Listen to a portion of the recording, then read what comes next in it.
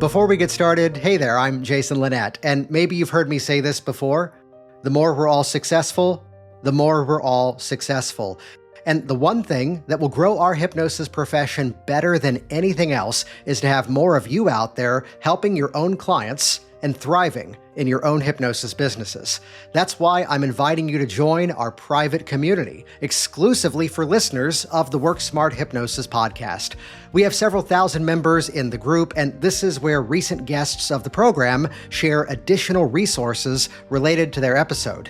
It's a positive community with hypnotic professionals from all around the world, so it's a great place to get your questions answered. And as a benefit, as soon as you join, I'm going to share with you the best of the Work Smart Hypnosis podcast archives. And listen to this, it's absolutely free to join. Go to this website, group.worksmarthypnosis.com. Go there right now, answer a few quick questions, and I'll personally be there to welcome you into this helpful community. Be sure to join today. That website is group.worksmarthypnosis.com. I think that probably most hypnotists don't understand how persuasive they are, and that the client doesn't know about, mind-bending language or the element induction and all these things, and they just want the result. They just want to be hypnotized. Hypnosis helps people take back control of their lives. But here's the thing. Too many hypnotists struggle to get consistent results with their clients or grow their hypnosis businesses. I'm Jason Linett, and after more than 2 decades of building a thriving hypnosis practice, I created this podcast to help you do the same. Whether you're just starting your hypnosis journey or if you're ready to scale your business to the next level, you're exactly where you need to be. Welcome to Work Smart Hypnosis. For those of you who have been wondering what exactly is the connection between a slinky and the subconscious mind, have I got some good news for you, because that's part of the topic of this week's Work Smart Hypnosis podcast episode. Hey there, it's Jason, and yes, I said slinky. The springy toy that walks downstairs alone or in pairs, and it also makes a slinkety sound. And no, I'm not going to sing the rest of the song because I know for a fact I can't hit the notes, and I don't want to be sued by the Slinky Corporation. But this perfectly sets us up for the conversation you're about to listen to between myself and Matt Dickson. And Matt is somebody that, if you don't yet know him, you may recognize him when you see his face because of the phenomenal mustache, I must say. Mine doesn't grow that way, but also the fact that he is a hypnotic worker. He's someone who's out there actively doing the work of professional hypnosis, getting great results with his clients, and clearly has thought his way through the process. So when he talks, he's someone to really lean into and listen to what he's got to say. You're about to hear us hit a number of topics in this conversation, such as his background as a personal trainer, leading into the integration of various helping modalities in the work that he does, whether it's the neuroscience side of things, whether it's yoga, whether it's hypnosis, and the way that he blends them all together. And especially lean into the conversation we have around trauma versus trauma-informed, as well as the sensitivity to language that many of us often intentionally bring to our work in a way that serves us. Yet listen carefully to this part of the conversation with Matt, because for sometimes it becomes the scenario where it's not quite serving you in the way that you would want. Pay special attention to that. This is session number 453 of the podcast. We've made it easy to find the show notes and the resources of this episode. Head over to worksmarthypnosis.com/453. That'll bring you over to the show notes of this specific episode. And while you're there, check out live.worksmarthypnosis.com. We have one of our next Work Smart Hypnosis live and online training and certification events starting very soon, and you can check out the details of that over at live.worksmarthypnosis.com. So hey, let's dive directly in. This is session number 453, Matt Dickson on the Slinky and the... What if one simple business strategy could massively transform how easy it can be to grow your hypnosis business? This one strategy can help you to eliminate no-show clients by filtering out the people who just aren't serious about making a change. This one strategy creates authority by easily positioning you as the expert. And this one strategy protects your time so that you can keep your focus on helping your clients and growing your business. The solution is called the Velvet Rope Strategy, and you can grab this low-priced complete system right now at velvet.worksmarthypnosis.com. That's spelled VELVET. Around the world, several thousand hypnotists have already grabbed it, and here's the most common feedback. It helps you to go from having a bunch of conversations where only a few people become your clients to then transforming nearly every conversation you have into a paying client without hard selling, without persuasion battles, and without the desperation of endlessly following up. It's simple, you can learn it and implement it in just one day. I'm going to give you the complete step-by-step, and as you go through it, make sure you don't miss the section that I call covert onboarding, because this is awesome. It's just magic, and what it does for you is it makes it so that your potential client, well, they're going to show up to your consultation emotionally already saying yes to working with you and paying you what you deserve. You can get started today, and you can build your own Velvet Rope strategy right now at velvet.worksmarthypnosis.com. Subconscious. What was the nasal thing you just had there? So it's a boomstick. So many times I'll just be in the middle of a session. I work on Zoom, right? And then thinking I'm in my room by myself, and then just stick it in my nose. I'll go, and then think, oh, that didn't look so good. But I always pre-frame every session with every single thing I do is intentional, even if I'm brushing my mustache. So then I'll do that. Then they'll say, "Why'd you do that? What do you want me to know?" I'm flashing back to right before I decided to get laser eye surgery. The eye doctor goes, "You really haven't had any issues with your vision, so why don't we try something else? Here's like a monthly contact. Try this out. If this is fine for you, just skip the big surgery." And like for the first time ever, my eyes were like tremoring and it was really weird, and I ran out of the other contacts. So I'm in session with the client and I'm just having to pre-frame the same way just to go, "So here's the short version of the story. If I'm looking at you weird, that's the reason why." And it was a nothing issue to everybody, except for the last guy. I just forgot to mention it. And he goes, "You're doing something to me right now with your eyes, aren't you?" And I just had to go, "Well, do you think I am?" And I snapped, and his eyes closed, and he just kind of collapsed down. And I just thought, well, that's easier. Let's just roll with that. See, now I'm watching for every time you adjust the mustache, and now I'm thinking either it's an anchor or it's some sort of accent, and which is great for the people listening at home. Hey, Matt, before we officially dive in here, we were chatting just before we dove on here, and just the topic about ethical practice of yoga involving hypnosis, and somehow a Slinky came into the conversation. Let's just dive into it. When you say ethical practice of yoga, explain that. So there's 8 limbs to yoga. Most people only know about the physical limb, third limb, which is called asana, which means pose. But, there's pranayama, which is breath. And then there's yama and niyama. Yama and niyama is the ethical practice. And it's based around inquiry and restraint. And so essentially, it's all based on looking inward and kind of taking responsibility and being present and not attaching. So I bring that into my sessions. And a big part of that is the concept of sthira-sukha. And these are all Sanskrit words that are unfortunate for a Westerner trying to latch onto. But sthira-sukha basically means stability and ease. And I'll demonstrate that with a Slinky, which I learned this from a yoga teacher talking about the nervous system.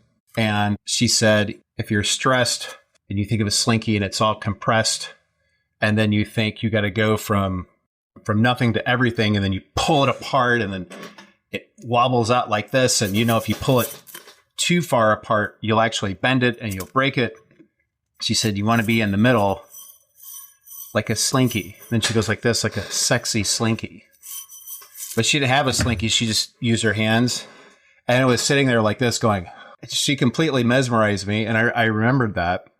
And it's essentially how I try to get my clients to abandon either or thinking. And then so sthira-sukha means stability and ease, and it's literally the middle way. And then people will say like, well, I don't want to settle for the middle. I don't want to settle, I want to be all of it, right? And then so I talk about like you just move the middle out, and that there's a place for everything. There's a place for being completely compressed. There's a place for being way out here like this. I said, but you can go out like this, but you don't have to live way out here. You can always come in. If you give yourself that option, then at the very least, you'll have more options than just two. Yeah, I love that you said that in terms of setting expectation, that so often, like you mentioned, it's, clients would come in with that sort of all or nothing mindset of this should, I'm thinking of one specific client who I worked with years ago that the initial thing was just, I'm automatically negative. I'm automatically cynical. I just want to find more positivity.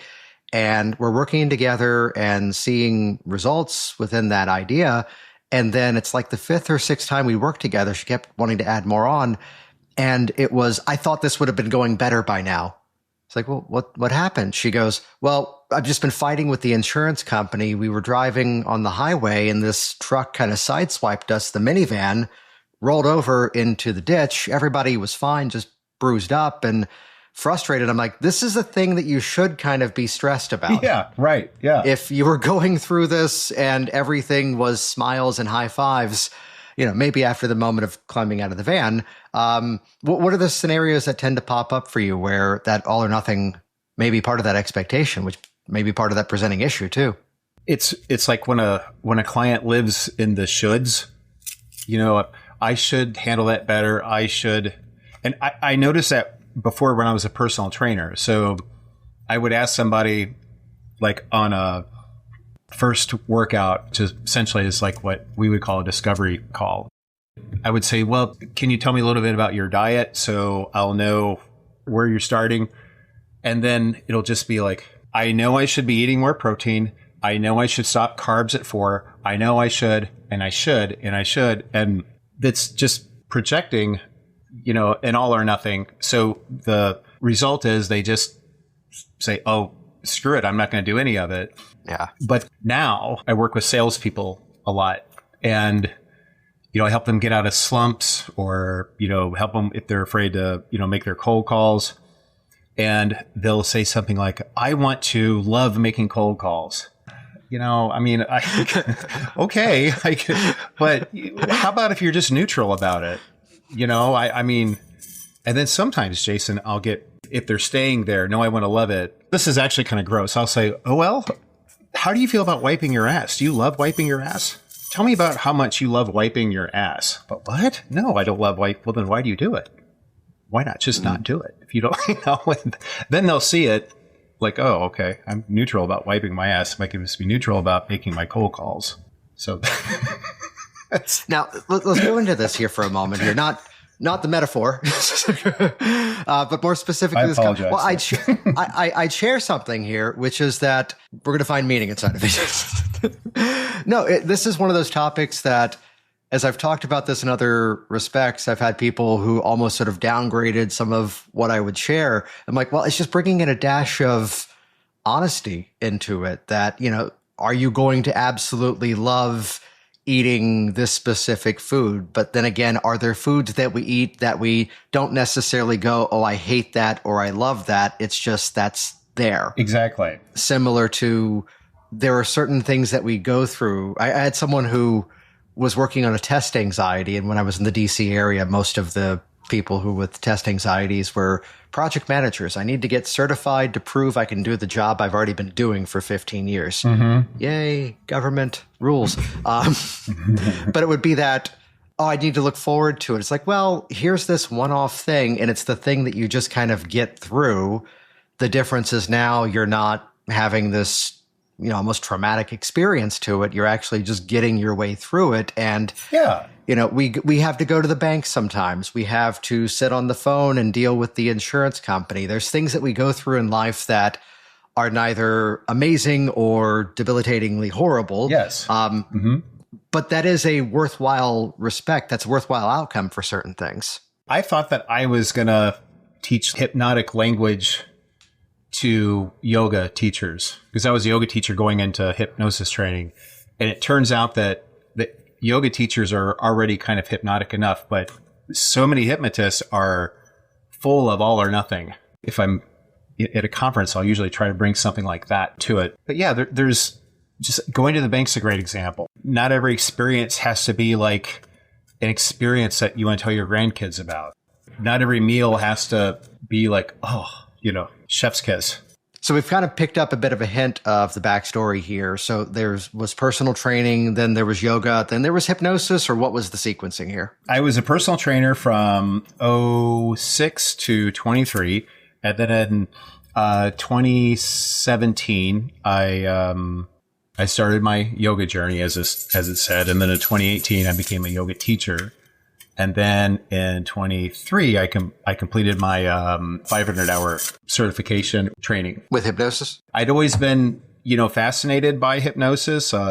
As a personal trainer, I figured out quickly there was like zero correlation between body image and body composition, like absolutely none, zero. And I mean, I can't stress that enough. And so I would have people in front of me that look like superheroes. It was mostly mommies were my clients, and they would have muscles, and abs, and they thought that they were overweight. And I would say things like, I can't work you any harder. You need a hypnotist, and because I thought you could just like, oh, I love myself now. And, 30 seconds or however, because that's what I saw on TV. And I listened to a podcast, and there was somebody talking about conversational hypnosis and Ericksonian hypnosis. And then 2019, I was like, wow, that sounds like sales. So my dad was a car dealer, and he was a Cadillac Olds and Toyota dealer. And then my first big job was selling cars after school. And so between the way he talked and the men that I worked with, which, by the way, I was 16. They talk about in Gen X, like drinking out of the hose and things like that. So in 1986, being around grown men who are used car salesmen is nowhere for a 16-year-old to be. That was not responsible parenting. But anyway, the way that they talked and the closing questions are just essentially language patterns. And I was like, wow, I already know this. I already know I'm already kind of doing it here and there. I need to find out what I know. And so that's when I started the hypnosis training. What did it say? You don't know what you don't know, but you don't know what you already know sometimes. That's one of those aspects, of a training where people are having that epiphany as to, oh, I'm already doing this, but now I see how I'm doing it and why I'm doing it. And now I can do it on purpose. I'd be curious just to ask this perspective then, which is that from the background in personal training, does anything come to mind from how most people would approach weight loss, especially us as hypnotists, that the insights, the knowledge from what you've done as the personal trainer to go, oh, here's something that's often missing. Here's something that needs to be addressed. Most personal trainers have no idea how fit they are. They have no idea how fit and strong and mobile they are compared to the average person. So they will sometimes either be on one end, they could be very down on themselves. Like, oh, I'm just not cutting it. I'm just not fit enough. You know what I mean? Because they're hanging around other trainers and fitness people who feel that way about themselves, or they don't know what the general public needs and they'll work people too hard, or they'll think that they need something ultra creative and ultra cutting edge in order to be pleased with their trainer. And so I think that probably most hypnotists don't understand how persuasive they are, and that the client doesn't know about, mind-bending language or the element induction and all these things. And they just want the result. They just want to be hypnotized, which is why I always preface my sessions with everything I do is intentional, because I want them to know that everyone's path to hypnosis is different. So not everybody is going to respond to direct suggestion and going down into a deep, lovely trance, down a staircase and that type of thing. And sometimes it's conversational, and to just work and let them know everything is intentional. So I would tell my personal training clients, like, you know, we'll be doing, you know, pushing, pulling and squatting and hinging and with cardio sort of things. But sometimes it'll kind of all blend together and you'll wonder, like, is this pushing? Is this pulling? Or what's this all about? It's all for what I see in the moment. Either it's like what you're responding to, or it's we have to pivot because the things we need are being used. Yeah, which I love that as a perspective of it, which part of what you were hinting there, and if you heard me badly trying to be subtle and type here, just to pull the note down, you had said about ultra creative, and that's one of those traps that, you know, in the fitness space people get into, but even with hypnosis that they get into. I'm flashing to an example of Stephanie Conkle in her profound somnambulism program, and I bought it years ago from her. And here was like one of the opening modules, and she just says, "Oh, for the induction, I just do a Dr. Flowers induction because it works." And I'm like, "Thank you." Yeah. Versus here's this other highly creative aspect. Here's this other unique type thing. And there's an article from Martin Birkin. If you haven't seen it, I will send you the link. Careful here. The name of the article was Fuckarounditis.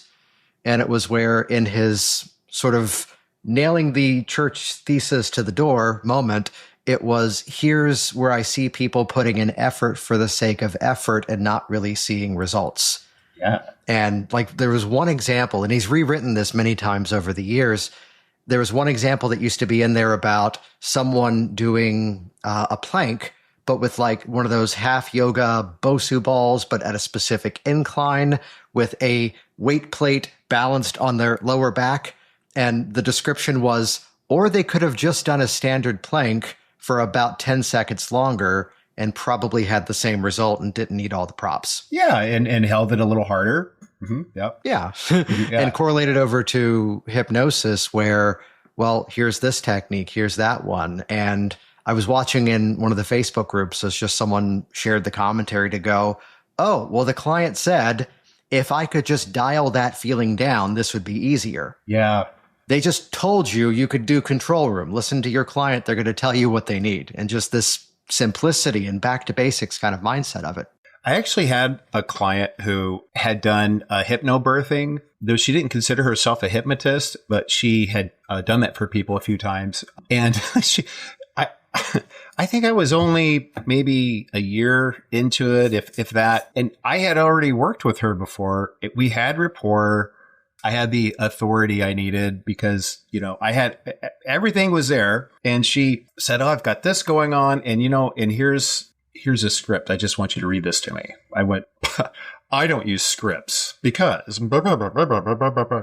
My gosh, you know, that was like a 2-hour session, maybe a little longer. Cause, you know, that was before Zoom. I went to her house and I left there. I mean, the result came out okay, to her satisfaction.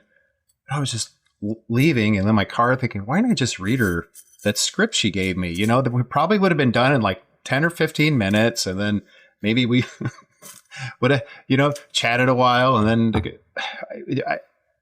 how dumb, you know, it's like, and that was like in sales. Sometimes it's this uncanny thing. Sometimes you have to listen to your client. Yeah. Yeah. In sales, like if someone comes in and says, "I want this car, this model, this everything. In fact, it's sitting right over there. That's what I want." Like, you haven't seen the X9144. And then they go show them the X9144 and then listen to your client. Yeah, you know, just listen. Well, I mean, that's also, what was that? I flashed to John Sorbonne one time in a demo doing something, and I just saw him in the middle of an induction. And as much as he's known as speed trance guy and, you know, all these different inductions, in the middle of one, he just goes, "Oh, good, you're already there." And I'm assuming then jumps to the next step because why not? I'm always laughing when the example of car salesman comes up because that's my story of years ago going into a Honda dealership. And it was, "Oh, you have 4 of the same minivan that are all priced the same. Which one's the cleanest? Let me look them over."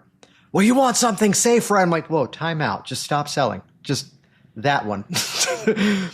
Give me your Wi-Fi code. I'm going to sit over here, get some work done. When the paperwork's ready, this is my people often have the story of, oh, my client bought me this expensive watch, and here's the story of how. No, this is the used Honda Odyssey minivan story.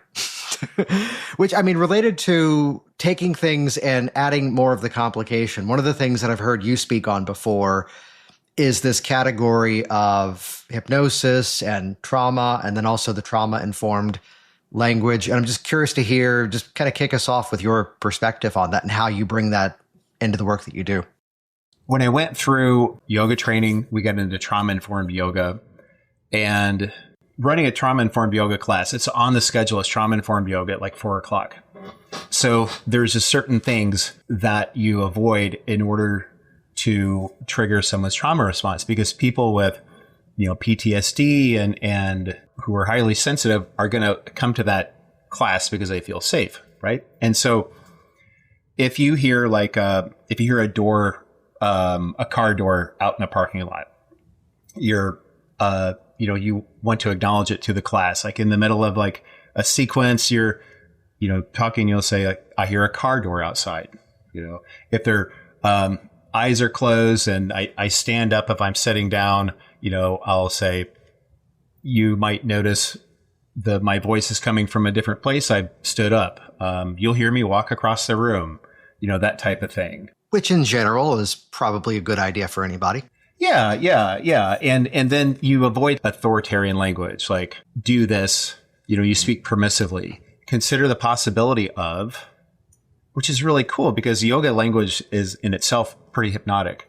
You'll avoid things like, you'll say, take your feet apart, yet like you wouldn't say spread your legs, that kind of thing. Certain things like, that I say them out loud and I think like, oh, of course you wouldn't say that. So that's what a trauma-informed yoga class is. You're just on top of it, right? Okay. So I had already noticed the very first thing in my NLP practitioner training was when we got into Erickson, and Erickson used to say, that's right.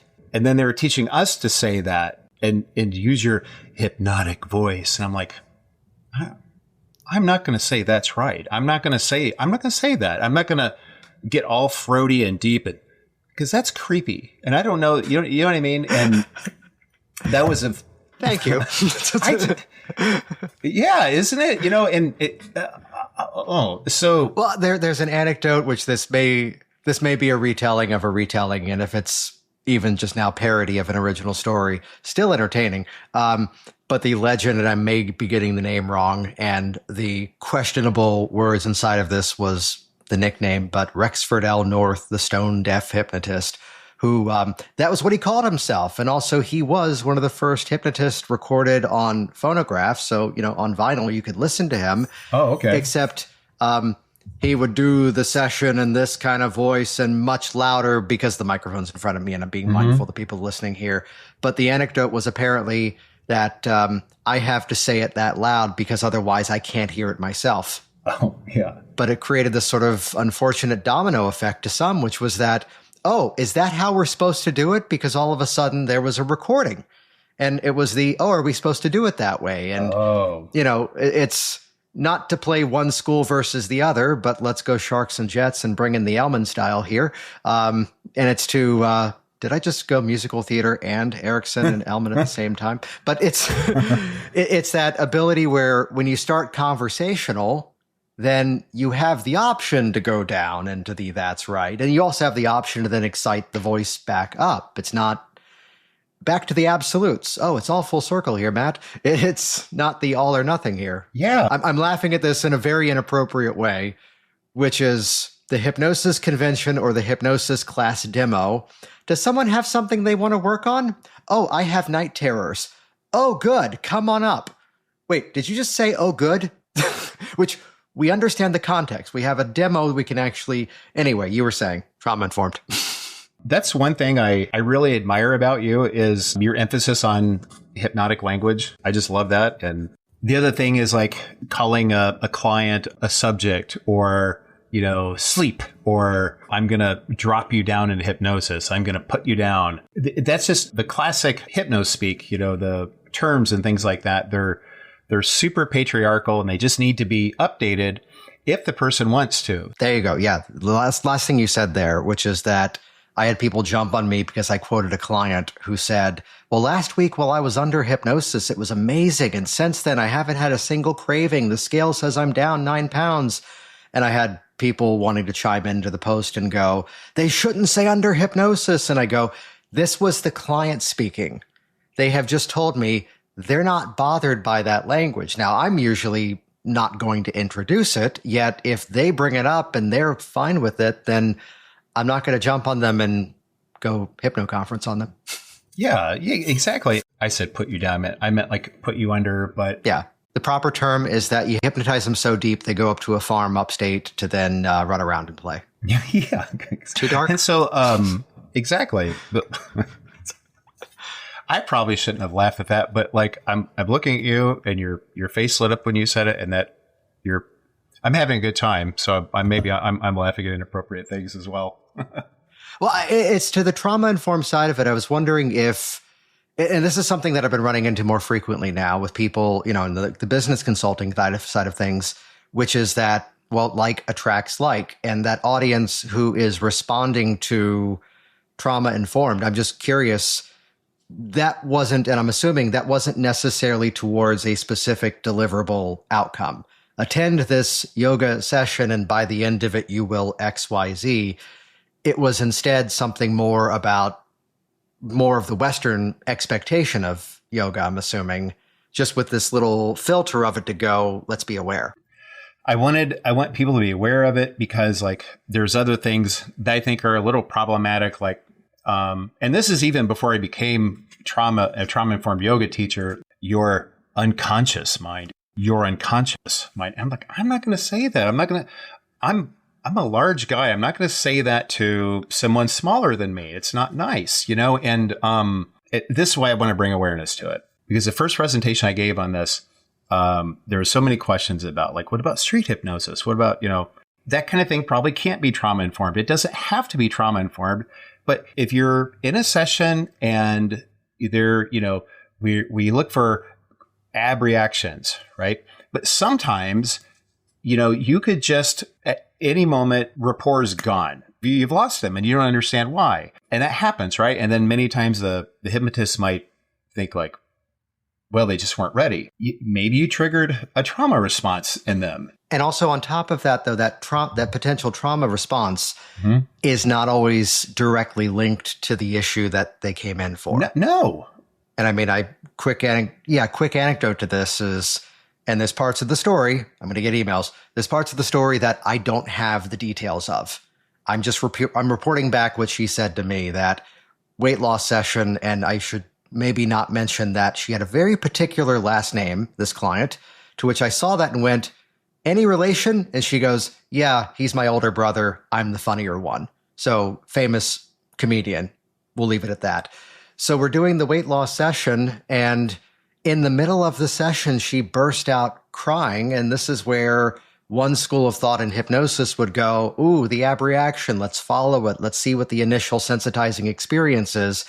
Yet because I did not yet know that emotional response had anything to do, yes or no, with the issue. So I went back to positive trance trip, in the words of Roy Hunter, and continued the session.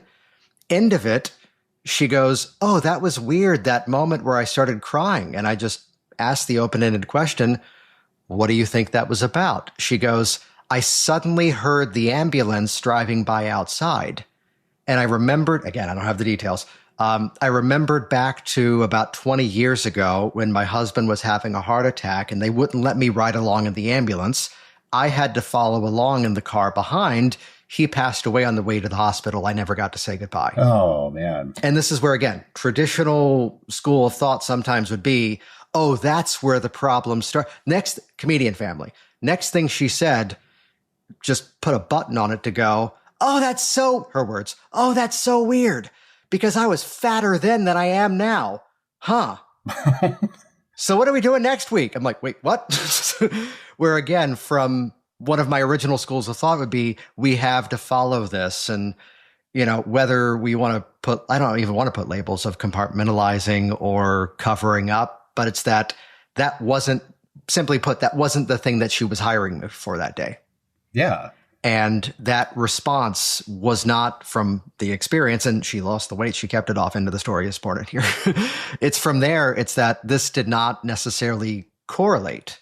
But you're right. It's that awareness of you never know what the one thing could be.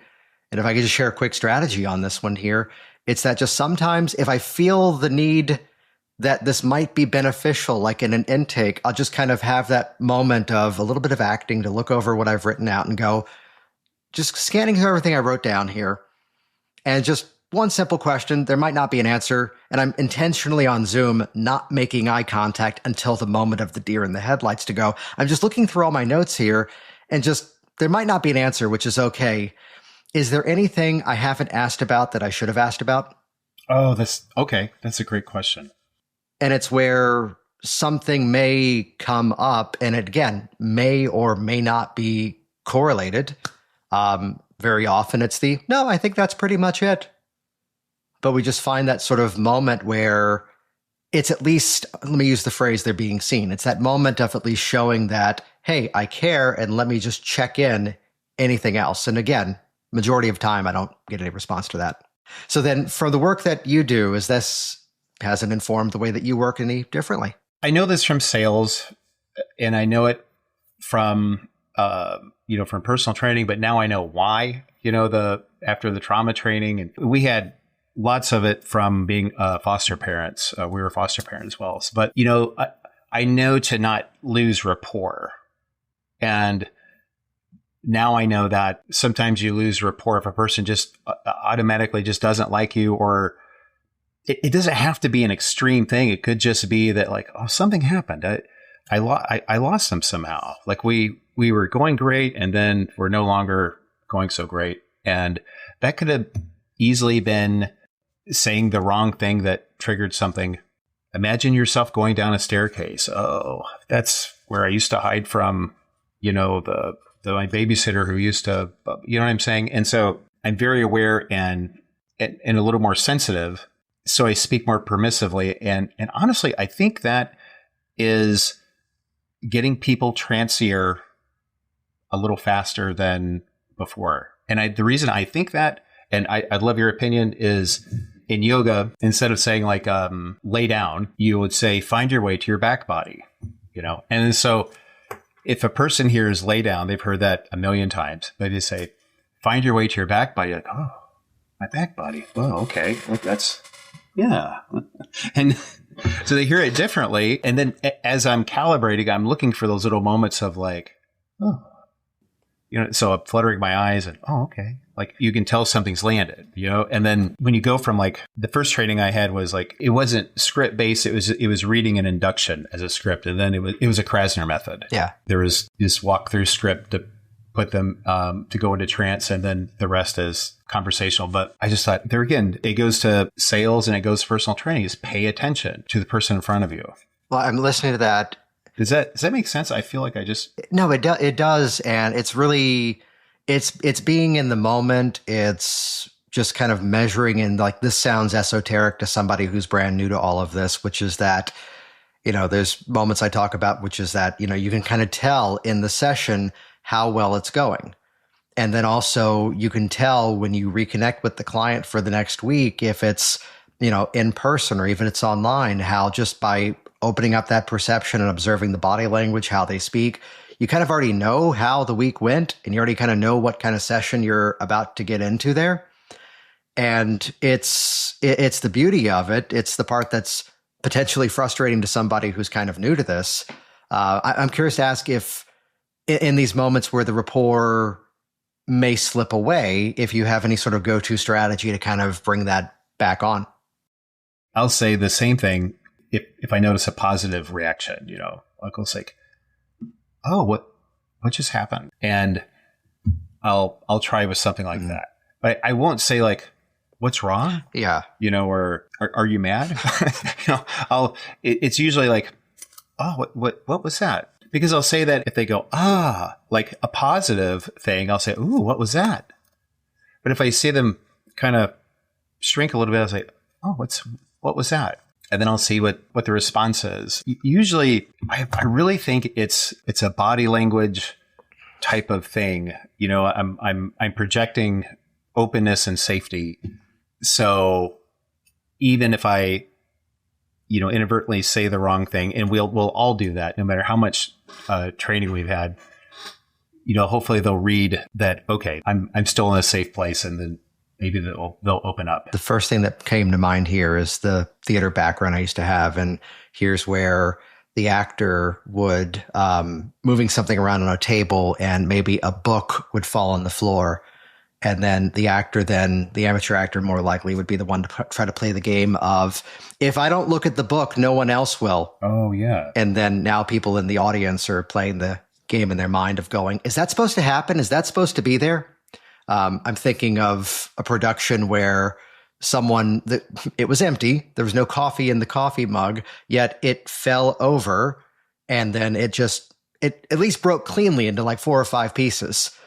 And in the midst of this production, the actor had this beautiful human moment to go, oh shit, reaches down, picks up the pieces, finds a way to put the line into the context as he's gathering these pieces, actually then walks off stage, because through that door is the kitchen, and then comes back on with the dustpan and the broom and just shoves it in the hand of one of the other characters, because in that moment he wouldn't be the one to be cleaning it up in the context of the scene. And I'm watching this going, is this the play now? Is this what we're doing?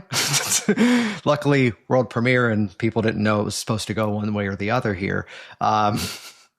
It's the beautiful moment of just being real and in the experience, rather than I'm just going to steamroll through this and hope everything goes exactly as planned. I would like to ask you more about acting in a second. A big thing with people who've experienced trauma is they want to be heard. They're used to not being heard. So if they do say something like, well, you said something that upset me, then I'll say, okay, I can see now why, you know, that would have upset you. And that was careless on my part. And, I apologize. And then I'll kind of read it from there. I mean, it's a sincere apology.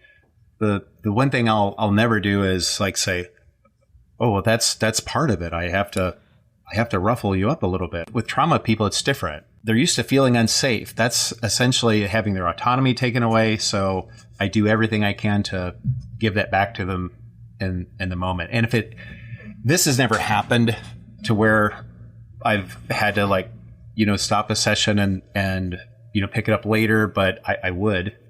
I've had that happen in personal training, you know, where let's call this session a wash, and it won't count towards the sessions you have, and then we'll just pick it up tomorrow. Would that be okay? You know, that type of thing. But that one thing I'll never argue with them, or I'll never try to make myself right. So you're saying we found the exception to there's an intention behind everything? Yes. Well, it's again, being in the moment. I'm racking my brain trying to remember the specific scenario, but it was a time with a client where all I had to say was just, hey, option 1, we can call it a day. Option 2, we can pretend this is the original Nintendo system and like hit the reset button. I'm going to walk out. We can take a break and then come back in. And she goes, the fact that you just thought to suggest that, we're good. We're good. Which was just, it was it was a matter of, like, it wasn't anything that was necessarily wrong. It was just that there was another issue that was going on in life, and that came up in conversation. And there was kind of an abrupt response. I remember it now. Abrupt response of going, well, that's going on. That's not resolved, but I know we can just work on this, which I'm a firm believer we can absolutely do. You said you had a question there a moment ago around acting, which the warning is I was the stage manager, but I was in the room. I think that, you know, isn't acting essentially like self-hypnosis? And like, I guess what I want to know is like, how much has acting and directing and things like that informed how you do the session? The biggest thing. So first question, I'll answer in a way that kind of lets a few people down, I found, which is that you can always look at so much of hypnosis, models of language that were then repackaged into NLP. You can always look at something after the fact and find hypnotic components inside of it. So it's not necessarily that this politician was doing hypnosis. Like my turning point with all things hypnotic language in NLP was something that was written, and it's the standard line, that these are not techniques that were invented. These were things that were discovered by tracking people who were already effective in communication and modeling it to go, how do we do that on purpose? Yeah. And when I read that phrase, the thought was first to go, and I was hearing this as people at this event were going, I don't have time to practice this. And I'm listening and going, if this is all modeled after effective communication, why don't you just communicate effectively all the time? So the sort of let down, not as magical answer that some would want is that you could always look at something and go, well, here's this component in hypnosis and in NLP strategies, we would call that anchoring.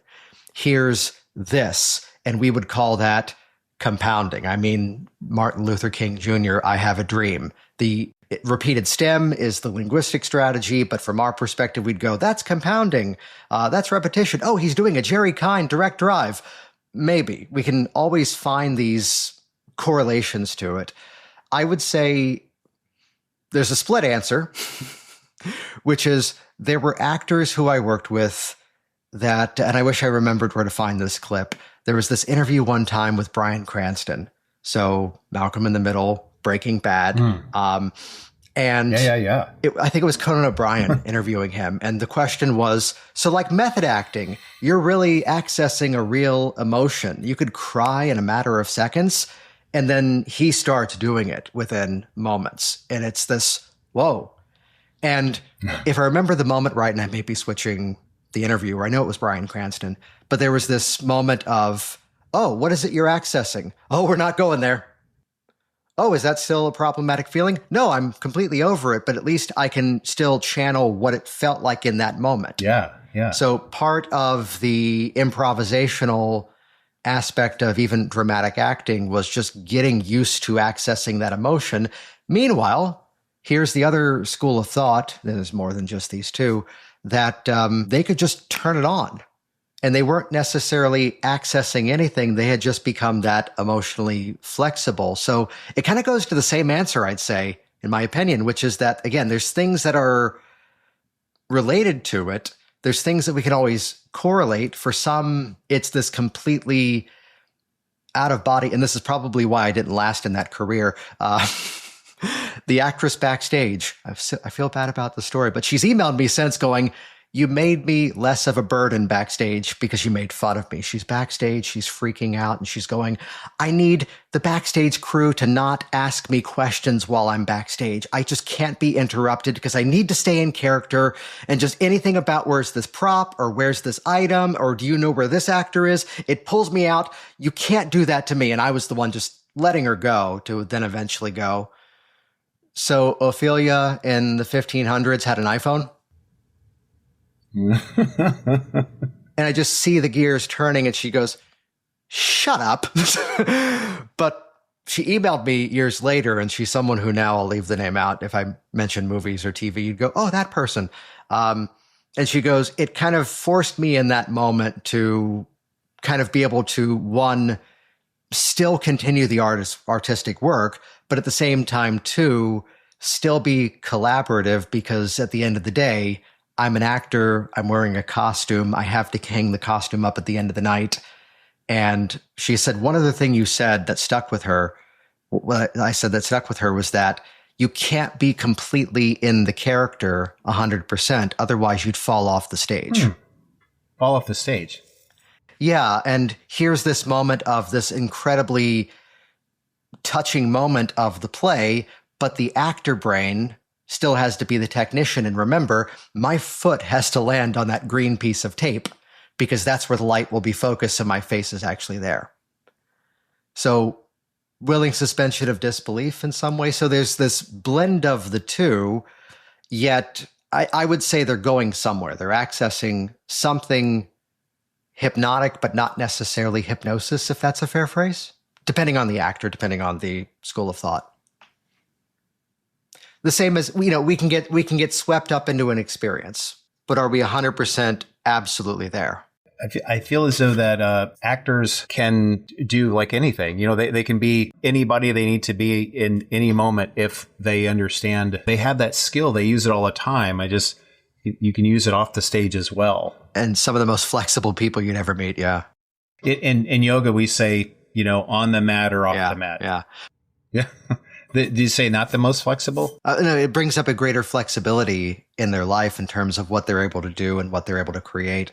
I want to be respectful of your time. Also, I've got to get ready for a session here in a moment here. Matt, where can people find you online? How can they check out more of what you're up to? Yeah. My website is Matt Dickson, Dickson, hypnosis.com. And I am the Hypnotic Yogi on TikTok. Nice. So one final question here. What are you excited about?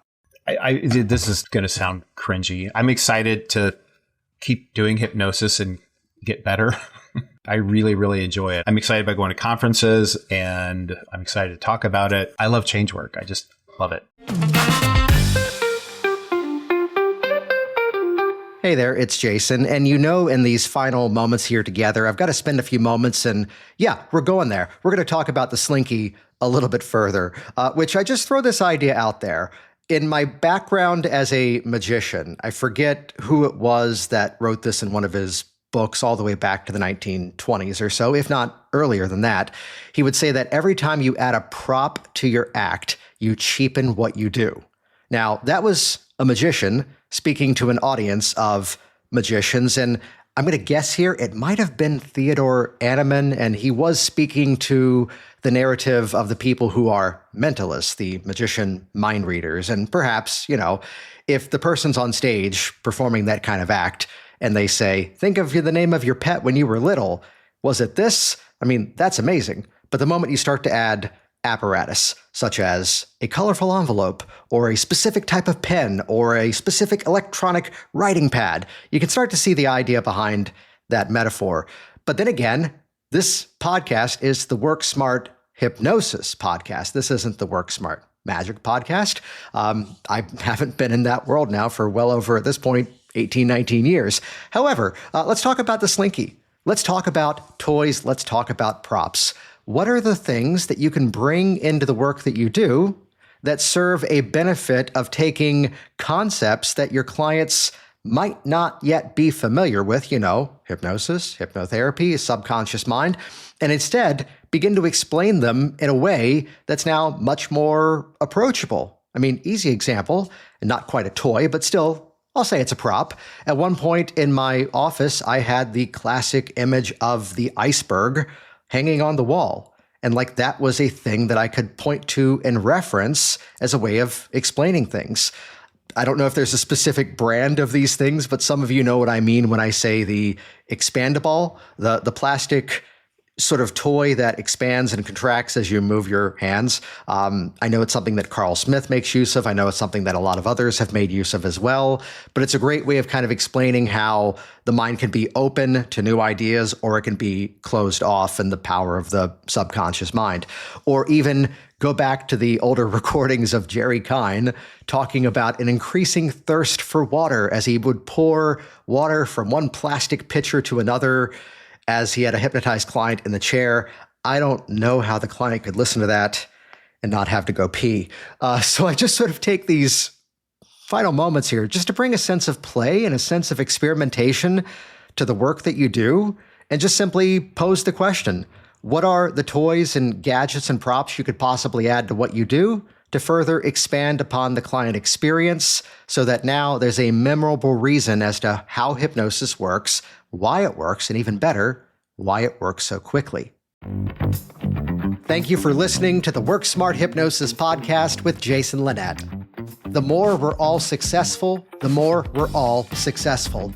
I've made that statement for years. It's why I do this show. And here is one thing that you can do today to help do your part. Go to worksmarthypnosis.com/podcast. Go there and make sure you're subscribed on your favorite podcast platform. And if you've enjoyed this episode, I'd love it if you'd leave a review. Your feedback helps other hypnosis professionals find the show. Subscribe and share your thoughts today at worksmarthypnosis.com/podcast.